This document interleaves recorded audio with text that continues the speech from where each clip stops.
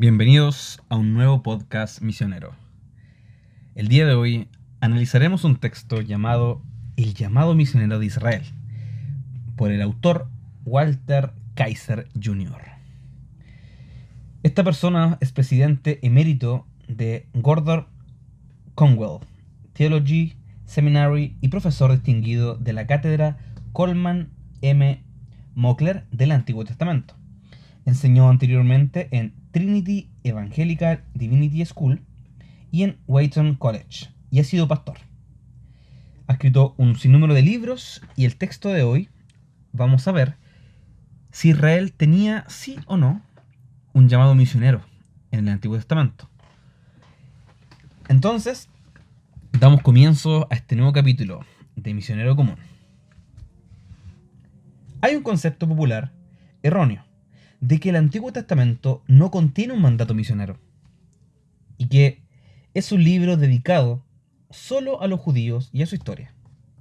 Sin embargo, a este punto de vista no coincide con las afirmaciones que el Antiguo Testamento hace de sí mismo. Aun cuando limitemos nuestra investigación a 3 textos claves del Antiguo Testamento, veremos rápidamente que estos textos ofrecen algunas de las afirmaciones más poderosas de llamado misionero que podemos encontrar en cualquier otra parte de la Biblia. No seríamos tan impulsivos en pensar que el Antiguo Testamento no tiene ningún desafío misionero si presentásemos mayor atención a la manera en que comienza. El mensaje de los primeros capítulos de Génesis es universal en su alcance y global en sus destinatarios. ¿Acaso no trató Dios con todas las familias de la tierra cuando actuó con gracia salvadora en 3 instancias específicas en Génesis 1 al 11? Después de la caída del hombre, el diluvio de la tierra y el fracaso de la Torre de Babel, Dios dirigió grandiosos mensajes de salvación a toda la humanidad. Y si dudamos de que la promesa de Dios a Abraham fuera global en alcance y universal en su oferta, debemos notar que las familias que fueron dispersadas por toda la tierra aparecen en Génesis 10, en lo que se llama a menudo la tabla de las 70 naciones. Este listado de todas las naciones, lenguas y familias es el trasfondo de la promesa de Dios de bendecir a todas las familias de la tierra, en Génesis 12:3. Los gentiles del Antiguo Testamento llegaron a la fe. El Antiguo Testamento relata el fenómeno de los gentiles que llegaron a la fe en la simiente, un hombre de la promesa, venideros. Un ejemplo es Melquisedec, el rey sacerdote de Salem o Jerusalén en Génesis 14. Este gentil confiesa abiertamente su fe en Jehová o Yahvé. Otros ejemplos es Jetro el Madianita, suegro de Moisés. Jetro demostró su compromiso con el Dios de Moisés al sentarse en comunión con Moisés y a Aarón alrededor de una comida sacrificial. Éxodo 18. Luego tenemos el ejemplo de Balán, a quien nadie podría acusar de ser projudío. Balán quería agradar desesperadamente a Balac, el rey de Moab, y maldecir a la nación de Israel. Sin embargo, Dios le habló a él, y por medio de él, aun cuando tuvo un comienzo bastante accidentado, cuando su burra demostró tener una perspectiva espiritual más aguda que él. No obstante, Balán no dejó 2 capítulos grandiosos. Nos dejó 2 capítulos grandiosos, incluyendo la gran profecía sobre la estrella del Mesías, y es la única de hecho, en números 23 y 24. Hubo ocasiones cuando ciudades gentiles enteras se arrepintieron ante la predicación de un único profeta judío. Por ejemplo, Jonás y su misión a Nínive. Jonás opuso muchísima resistencia a ir a Nínive para predicarles a los malvados gentiles que habían masacrado a los judíos. Solo después de una gran depresión y una tremenda experiencia fue finalmente predicarle a los ninivitas. Grandes multitudes de la ciudad se volvieron al Señor, a pesar de las propias esperanzas de Jonás de que fuera un sermón sin respuesta. Algunos, tal vez, sigan siendo escépticos en cuanto a que Dios haya comisionado explícitamente a los israelitas del tiempo del Antiguo Testamento a ir a los gentiles. Veamos 3 pasajes del Antiguo Testamento que aclaran esto. 3 textos básicos. Hay 3 textos básicos que dejan en claro el mandato misionero que Dios había ideado para toda la nación de Israel. El primero es Génesis 12, del 1 al 3, Éxodo 19, del 4 al 6 y Salmo 67. Es imposible entender fielmente el Antiguo Testamento sin analizar estos textos en su contexto misionero. En el plan y el propósito de Dios, Israel siempre ha sido responsable de comunicar el mensaje de la gracia de Dios a las naciones. Israel debía ser una nación comunicadora. En caso de que pensemos que estos 3 textos del Antiguo Testamento emiten un mandato solo para el pueblo de ese tiempo y que, por lo tanto, no nos incumbe a quienes vivimos en la era cristiana, que quede claro, son también el llamado de Dios para nosotros. En forma de bosquejo, podemos ver que el mensaje divino para ellos es el llamado de Dios para nosotros. 1. A proclamar su plan de bendecir a las naciones. 2. A participar en su sacerdocio como agentes de esa bendición. 3. A demostrar su propósito de bendecir a todas las naciones. Vamos a ver el primero. El preámbulo de Génesis 1 al 11. Promesa y propósito de un alcance global. Nadie puede decir que el Antiguo Testamento tiene un comienzo etnocéntrico, o que el Dios del Antiguo Testamento era tan projudío que no hubo actividad misionera hasta el tiempo de los gentiles. Génesis 1:11 da un claro testimonio de lo contrario. El alcance de estos capítulos es mundial, en su oferta de salvación para todos los que crean. En esos mismos capítulos, la contraparte de este tema es la búsqueda de las naciones de un nombre propio.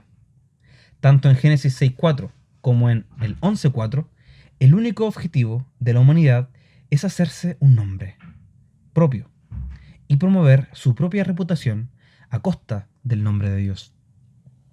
Así, los hijos de Dios, que a mi juicio eran tiranos, déspotas y polígamos en el contexto de Génesis 6, asumieron este título divino para sí mismos, junto con sus presuntos privilegios y desechos. Distorsionaron los medios establecidos por Dios para la justicia, abusaron de ellos para sus propios deseos y lujurias. Esto condujo al gran diluvio, el segundo gran fracaso de la era prepatriarcal de Génesis 1:11, que fue precedido por la caída del hombre en Génesis 3 y seguido por el fracaso de la torre de Babel en Génesis 11. Génesis 12, del 1 al 3. Proclamar su plan. No obstante, para cada uno de estos fracasos, nuestro Dios tiene una palabra de gracia salvadora. Génesis 3:15, 9:26-27 y Génesis 12, 1 a 3. Es la tercera de estas palabras de gracia que es pertinente aquí, porque destaca la gracia de Dios por sobre los fracasos de los hombres y su búsqueda idolátrica de un nombre o reputación. 5 veces Dios dijo palabras de bendición. Te bendeciré, serás una bendición, haré famoso tu nombre, bendeciré a los que te bendigan y, por medio de ti, serán bendecidas todas las familias de la tierra. Claramente, la palabra clave aquí es bendecir o bendición. Esta misma palabra había caracterizado toda esta sección, comenzando por la palabra Adán y Eva, y los bendijo con estas palabras: sean fructíferos y multiplíquense. Así como había prometido, por su bondad, bendecir a los animales. A pesar de estas muchas promesas de bendición, la humanidad continuó su búsqueda de significación, en sus propios términos, en pos de un nombre. Entre el vacío de esta búsqueda de un estatus social, una reputación y logros aparte de Dios, de pronto, Génesis 12:2 anuncia que Dios daría a Abraham un nombre, como una bendición de lo alto, en vez de ser el resultado de su propio esfuerzo impío. Bendecidos para que puedan convertirse en bendición. No podemos apreciar en su plenitud la importancia de este, el más grandioso de los textos misioneros, hasta que nos demos cuenta de que hay, en realidad, 3 promesas de bendición en Génesis 12, del 2 al 3, donde Dios promete: 1. Haré de ti una nación grande. 2. Te bendeciré. Y 3. Haré famoso tu nombre. Pero de inmediato, esto es seguido por una cláusula que indica propósito: y serás una bendición. Ninguna de estas 3 promesas de bendición tenía la intención de simplemente realzar el ego o el estatus de Abraham. En realidad, él y su nación fueron bendecidos para que pudieran ser de bendición. Pero, ¿para quiénes? ¿Y de qué forma? Para contestar estas preguntas debemos analizar 2 promesas adicionales. 1. Bendeciré a los que te bendigan. Y maldeciré a los que te maldigan. Una vez más, el escritor de Génesis agrega una cláusula de propósito. Sin embargo, cambia el tiempo del verbo para poder dar una afirmación más completa de su propósito. Ahora era ¿para qué? Por medio de ti sean bendecidas todas las familias de la tierra. Esto explica entonces por qué se le prometieron tantas bendiciones a Abraham y a sus descendientes. Debían ser misioneros y canales de bendición desde el inicio mismo. Es de suma importancia, en este caso, reconocer que el verbo hebreo debe ser traducido como un verbo pasivo, serán bendecidas, y no reflexivamente, se bendecirán. Dado que todos los manuales de gramática, versiones hebreas e interpretaciones del Nuevo Testamento más antiguo insisten en este aspecto. Es una cuestión de gracia, no de obras. Todas las naciones serán bendecidas. Las naciones debían ser bendecidas en la simiente de este hombre, refiriéndose a sus descendientes.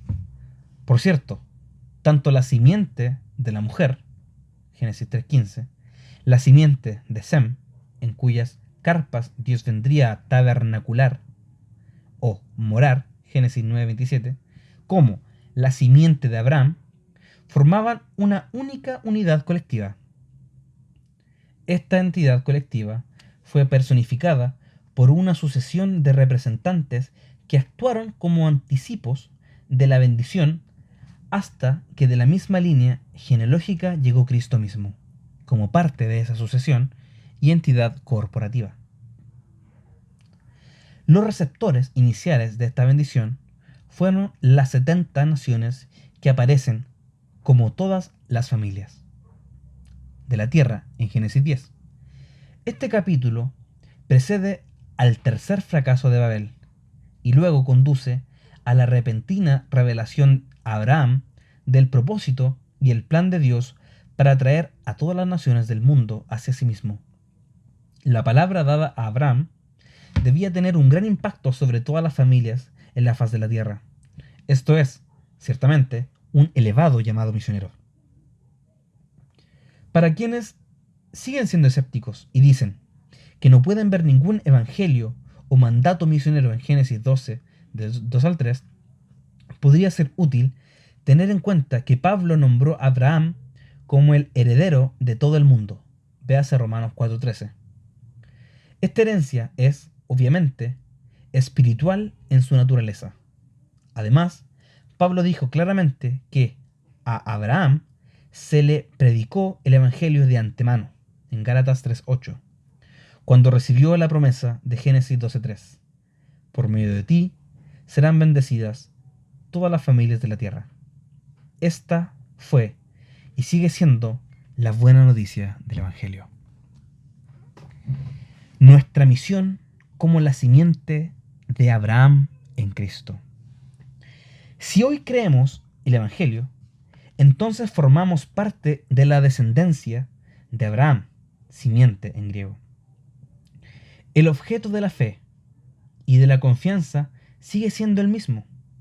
El punto focal para Israel y las naciones de la tierra es el hombre de la promesa que vendría de la simiente de Abraham y David, Jesucristo. Todo el propósito de Dios entonces era que haría una nación, le daría un nombre, la bendeciría para que pudiera ser luz para las naciones y en consecuencia una bendición para todas las naciones, como la simiente de Abraham. Rehuir esa responsabilidad sería practicar la maldad por parte de Israel. Israel debía ser el misionero de Dios para el mundo, igual que nosotros, en virtud de nuestra identidad como descendientes espirituales de Abraham. La misión no ha variado hoy. Abraham e Israel no debían ser transmisores pasivos de la simiente, como tampoco nosotros debemos ser pasivos. Debían ser una bendición mediante la comunicación activa del regalo de Dios para el mundo. Dios veía a las naciones de forma distinta a su manera de ver a Israel. Sin embargo, la forma en que Él trató a las naciones siempre estuvo relacionada directamente con cómo ellas reaccionaban a la familia de la promesa y, en última instancia, al hombre de la promesa que vendría por medio de Israel. Al escoger y llamar a Israel, Dios no estaba favoreciendo a esta nación o rechazando a las demás naciones. Al contrario, quería que Israel fuera el medio mismo de bendición para todos. La búsqueda humana de un nombre continúa al día de hoy, a pesar de la oferta de Dios de darnos su propio nombre. Él seguirá dando su nombre, especial a quienes quieran creer en esa misma simiente. Es el único medio por el cual ellos y todos sus familiares sobre la faz de la tierra serán bendecidos y hechos partes de la familia de Dios. Algunos podrán estar de acuerdo en el objeto de la fe. Ciertamente vendría de la simiente de Abraham, pero tal vez no concuerden en que de esa manera Dios le dio a Abraham y a sus descendientes algo semejante a nuestro mandato misionero. Tal vez consideren que Israel debía ser enteramente pasivo, mientras Dios era el único actor en el Antiguo Testamento. Sin embargo, los siguientes pasajes no apoyan este punto de vista. Éxodo 19. Participar en su sacerdocio. En el famoso discurso de las alas de águila de Moisés, Dios analiza con Israel la forma en que los sacó de Egipto, como un águila transporta a sus aguiluchos cuando aprenden a volar. Dado que eran los receptores de este regalo de liberación, el texto dice con toda intención, si ahora.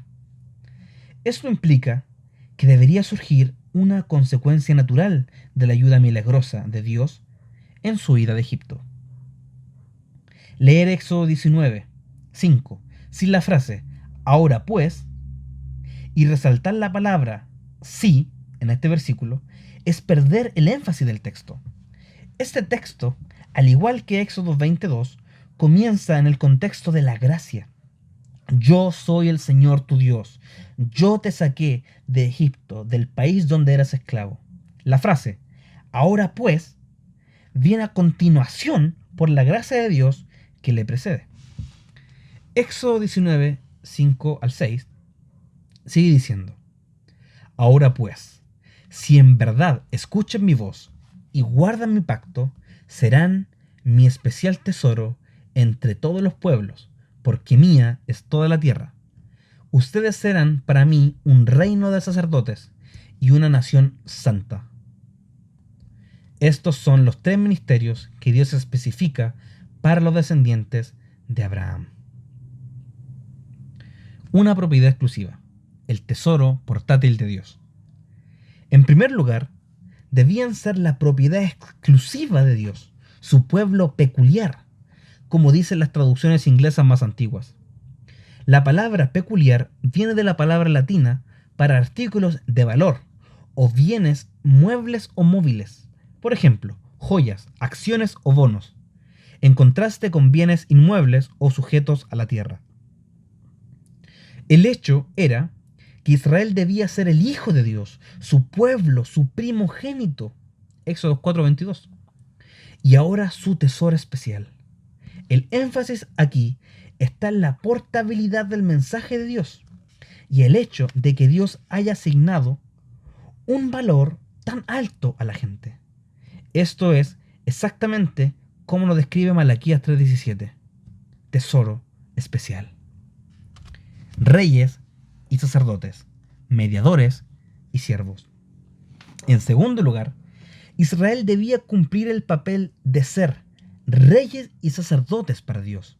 La frase reino de sacerdotes se traduce mejor reyes y sacerdotes o sacerdotes reales. Aquí el papel misionero de Israel se volvió explícito, si acaso quedaba alguna duda. Toda la nación debía funcionar en nombre del reino de Dios, como mediadores entre Dios y las naciones. De hecho, este pasaje se convirtió en la base para nuestra famosa doctrina del sacerdocio de los creyentes en el Nuevo Testamento. Lamentablemente, Israel rechazó este sacerdocio de todos los creyentes e instó a Moisés a subir al monte Sinaí como su representante.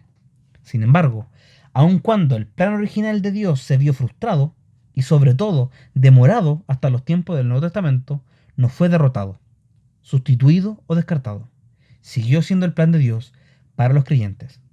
Ellos debían tener un papel sacerdotal o de mediación. Una nación santa, embajadores. En tercer lugar, Israel debía ser una nación santa.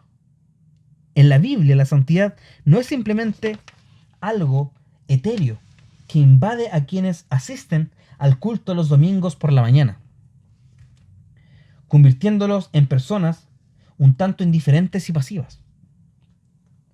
La santidad es integridad. Ser santo es ser íntegramente del Señor. Es lamentable que en inglés hayamos tenido que dividir la misma palabra en dos. La palabra religiosa, holy, santo, y la palabra secular, holy, íntegramente. Sin embargo, ambas palabras inglesas tienen la misma raíz en la historia anglosajona. Lo mismo ocurre con la raíz hebrea. Israel debía entregarse íntegramente al Señor, apartados no solo en sus vidas personales, sino también en su servicio. Dios los llamó y eligió para el servicio, y ese servicio había sido definido desde una etapa temprana, en el tiempo de Abraham. Así como los sacerdotes representan a Dios y median su palabra al pueblo, también Israel, como nación santa, debía asumir dos relaciones, una hacia Dios y la otra hacia las naciones. En un sentido, llevaba una cartera que decía, embajadores del venidero hombre de la promesa. Debía ser una nación para todos los tiempos y para todos los pueblos, apartada. En cambio, Israel comenzó a buscar sus propios intereses, como a menudo hacemos nosotros, y se convirtió en un club de piadosos, olvidándose de su llamado a compartir la bendición, la verdad y los dones y la simiente para las naciones. Un pueblo de Dios con un propósito. No he olvidado que hay una diferencia entre Israel y la Iglesia. Es posible distinguir entre estas dos entidades, así como podemos distinguir entre lo masculino y lo femenino. Sin embargo, ese muro que separaba al judío del gentil en el complejo del templo ha sido derribado por la muerte de Cristo. Lo masculino, lo femenino, lo judío, lo gentil, esclavos o libres, ya no importan. Todos los que creen son un pueblo de Dios. Por cierto, este ha sido siempre el término para quienes pertenecieron al Salvador a lo largo de las edades. Pedro deja explícita esta continuidad al llamar a los creyentes gentiles de su tiempo. Linaje escogido, real sacerdocio, nación santa, pueblo que pertenece a Dios. Primera de Pedro 2:9. El uso de Éxodo 19 es muy obvio y transparente. El meollo es: ¿reconocemos la continuidad del propósito y el plan de Dios? Pedro sigue aclarando este punto. Dios había llamado a su pueblo con estos 4 títulos, para que proclamen las obras maravillosas de aquel que los llamó de las tinieblas a su luz admirable. La razón por la que Israel y ahora los creyentes gentiles han sido denominados real sacerdocio, nación santa, pueblo de Dios, su linaje escogido, su propiedad especial y móvil, es para que lo proclamemos y seamos sus testigos y misioneros. Ninguno de los regalos de Dios era para nuestro propio consumo. No debían ser meros distintivos o títulos. Tenían el propósito de proclamar sus obras maravillosas y llamar a la gente a su luz admirable. Como dijo Pedro, tomando prestado los nombres de los hijos de Oseas: una vez éramos no pueblo, la omí, y sin misericordia, lo rujama. Pero ahora somos el pueblo de Dios, y ahora hemos recibido su misericordia y gracia. Pedro intenta mostrarnos que el pueblo de Dios en todas las edades ha sido uno, aun cuando hay distinciones dentro del pueblo de Dios, Israel y la Iglesia. No obstante, hay una unidad de todos los creyentes a lo largo del tiempo, y si bien existen diferentes aspectos en este plan y propósito y únicos de Dios de bendecir a todas las naciones de la tierra, podemos estar seguros de la continuidad del programa de Dios, tanto en los tiempos del Antiguo como del Nuevo Testamento. En ambos testamentos, Dios quería que todos participáramos de ese sacerdocio como agentes de bendición para todas las naciones de la tierra. Éxodo 19 deja en claro que este era el plan de Dios. Salmo 67. Demostrar su propósito. Ahora llegamos a nuestro tercer y último texto.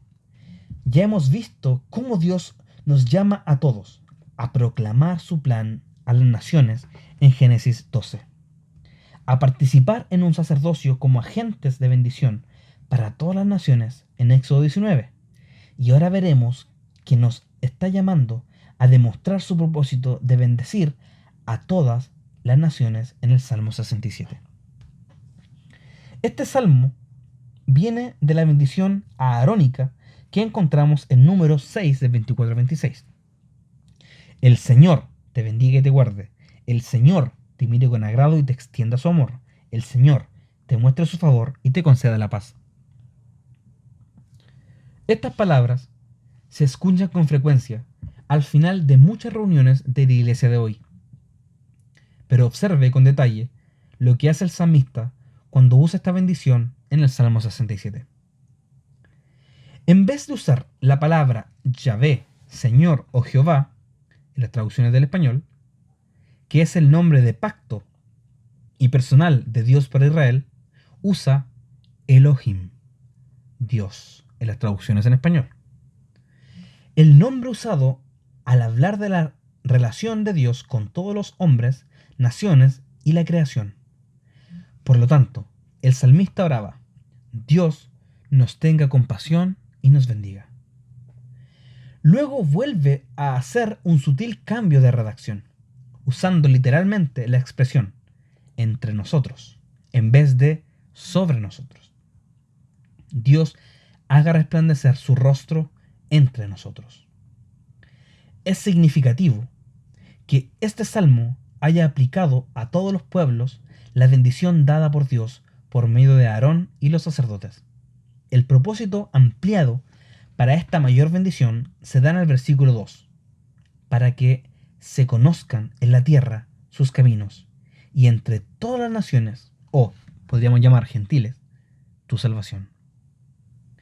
Los caminos de amor, de pacto de Dios, serán claros a las naciones en la medida que su bendición se haga evidente entre su pueblo. Este propósito global es la razón por la cual Dios bendijo misericordiosamente a Israel y en última instancia a todos los que creen. El sentir de este salmo era: que Dios nos bendiga a nosotros, los israelitas, que le complazca beneficiarnos, que aumenten nuestras cosechas y nuestros rebaños produzcan en abundancia, que nuestras familias se vuelvan grandes y podamos prosperar espiritualmente, para que las naciones nos vean y digan que en verdad Dios nos ha bendecido. Nuestra abundancia demuestra que Dios nos ha bendecido. Por lo tanto, que el resto de su propósito llega a cumplirse también, que al bendecir a Israel, todas las naciones de la tierra lleguen a conocerlo. El Salmo 67 ha sido llamado el Padre Nuestro del Antiguo Testamento. Tiene 3 estrofas. 1. Los versículos 1 a 3 finalizan diciendo: que te alaben, oh Dios, los pueblos de todos los pueblos te alaben. Versículos 4 y 5 termina con el mismo refrán. Los versículos 6 y 7 finalizan diciendo: Dios nos bendecirá y le temerán todos los confines de la tierra. Este salmo hace referencia 3 veces a la bendición de Dios, en el versículo 1, en el versículo 6 y en el 7. La estructura es una réplica casi exacta de Génesis 12, del 2 al 3. Bendícenos, bendícenos, bendícenos, para que todas las naciones puedan conocer al Señor. Muy probablemente, este salmo se cantaba en la fiesta de Pentecostés, que celebra la cosecha de los primeros frutos del verano. Es mucho más que notable que más tarde, en Pentecostés, Dios derramó su espíritu sobre los judíos de todas las naciones y comenzó una extraordinaria cosecha, superior a cualquier otra fiesta anterior. Con toda intención, el salmista se refiere a la recolección de la cosecha como un anticipo, un símbolo de la cosecha espiritual de cada tribu, lengua y nación. Así que, sea el Señor verdaderamente misericordioso con nosotros y nos bendiga. El salmista nos llama a convertirnos en evidencia viva de los propósitos de Dios por 3 razones. Estas razones siguen siendo la misma estructura que el Salmo. Dios ha sido misericordioso con nosotros. La primera razón por la cual nos convertiremos en una demostración viva de las intenciones de Dios es nuestra experiencia de sus misericordiosos caminos. En los versículos 1 a 3, el salmista testifica que nosotros, como pueblo de Dios, hemos experimentado la gracia de Dios. El salmista declara que esta gracia debe ser conocida entre todas las naciones. Si tan solo todos los pueblos de la tierra pudieran llegar a conocer de manera personal esa misma gracia por sí mismos. Dios gobierna y guía a todas las naciones. Los versículos 4 y 5 dicen que Dios preside como un gran soberano. No es un juez en un sentido judicial y castigador, sino un soberano real que gobierna sabiamente con justicia, como dice Isaías 11 y versículo 3. Él es una guía para las naciones, como el gran pastor del Salmo 23. Por lo tanto, se repite el refrán: vamos todos ustedes, los pueblos de la tierra, oigámoslo. Es hora de que comiencen a alabar al Señor. La bondad misma de Dios. Porque Dios ha sido muy bueno con nosotros, debemos demostrar su propósito de bendecir a las naciones, según indican los versículos 6 y 7. La tierra había producido una cosecha abundante, evidencia de que Dios contestó la oración de Aarón y los sacerdotes. El poder de Dios se hace evidente en la abundancia misma de la cosecha. El espectáculo de su bendición sobre su pueblo pasa a ser evidencia de sus caminos y de su gloria. Ese mismo poder de Dios que trajo el crecimiento material está disponible para el crecimiento espiritual. El salmista no pronunció palabras vacías, sino que dio el salmo para que Israel y nosotros pudiésemos experimentar un cambio real en nuestras vidas. Si el poder de Dios fuera más evidente en nuestras vidas y en nuestra predicación, entonces todos serían testigos de los resultados espirituales tanto en nuestra nación como entre otras naciones. Dios nos ha bendecido para que todos los extremos de la tierra puedan recibir beneficio espiritual. Nuestras bendiciones materiales son meros precursores de una bendición de mayores dimensiones espirituales. Dios nos bendecirá y le temerán todos los confines de la tierra. La palabra temerán no significa aquí terror o miedo. Éxodo 20:20 nos insta a no temer, no tengan miedo, para que sientan temor de Él. Temer al Señor significa creer en Él y entregarle toda nuestra alma. El temor es una de las palabras usadas por el Antiguo Testamento para definir la confianza y la creencia. El temor del Señor es el principio de todo, del entendimiento, de la vida, de la santidad personal y de una relación personal vital con Él. La bondad de Dios hacia Israel debía ser una de sus formas de llevar a todas las naciones a temerle, es decir, creer en el venidero hombre de la promesa, nuestro Señor Jesucristo. El propósito de Dios era que Israel fuera una nación que testificara, proclamara y evangelizara. Los gentiles debían ser llevados a la luz. Este propósito para Israel se ve aún con mayor claridad en un pasaje que no forma parte de este estudio. Los textos sobre el siervo del Señor de Isaías 42 y 49. Israel, como un todo, es ese siervo del Señor, mientras que el Mesías es el representante último de todo el grupo de siervos. Como tal, Israel debía ser una luz para las naciones, tal como se le había dicho a Abraham.